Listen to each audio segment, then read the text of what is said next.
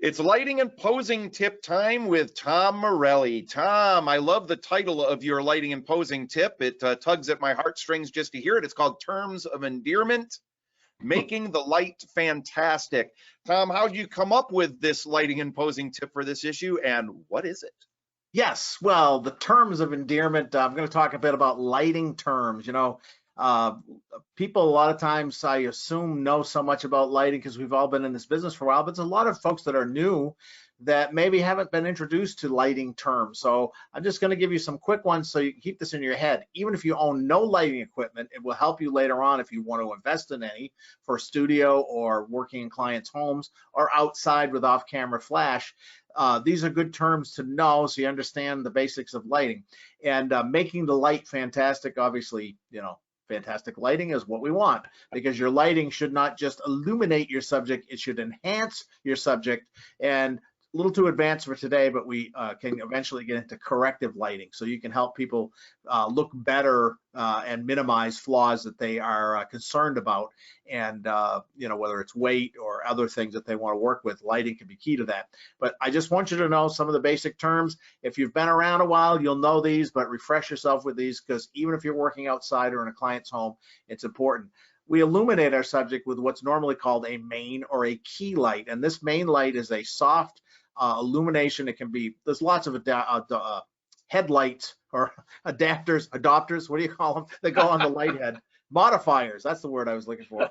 And they can be large, 4 by 6 feet. They can be smaller, 36-inch. But the idea is they soften the light from the lamp head or the flash so that it enhances the skin tones and creates a soft transition zone on the face. So that creates the shadows on the face. It lights what we call the mask of the face, the forehead, the nose, the cheeks, and the chin, to give depth and illumination and roundness and a 3D effect almost on a 2D piece of paper.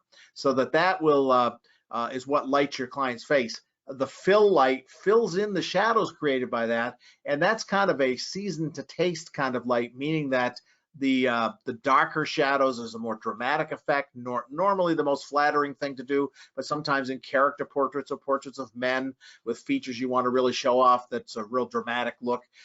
That it's called the lighting ratio, the difference between the main light and that fill light. But the idea is you want to know what fill light fills in the shadows created by the main light, and normally there's a ratio that allows you to see texture or detail in the shadow areas so that you get the full face, but it is still darker, so it creates that depth and roundness.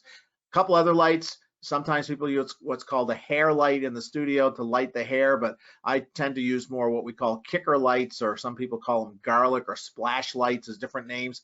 These are smaller lights that come from either side of the subject, from behind off to the sides out of the camera's view, that create just a little bit of sparkle on the hair, or a little bit of lighting, can be called rim lighting, just to give some more depth and sparkle. It can take a photograph of a portrait of a person and take it that next step and really separate them from some of the other portraits that you see. And lastly is the background light. Are you going to have a background that needs to have a light on it?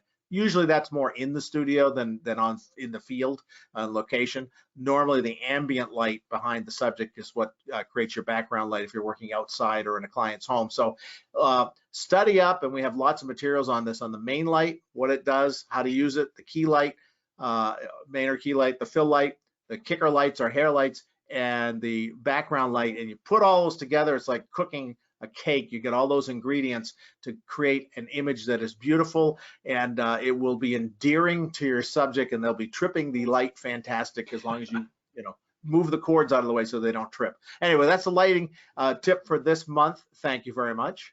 And nice job. And also go to the online vault. There is a bunch of excellent videos we have there showing you details of everything Tom just talked about, and in a whole lot more detail with examples, all kinds of great stuff. You'll love that stuff. Thank you, Tom. Thank you.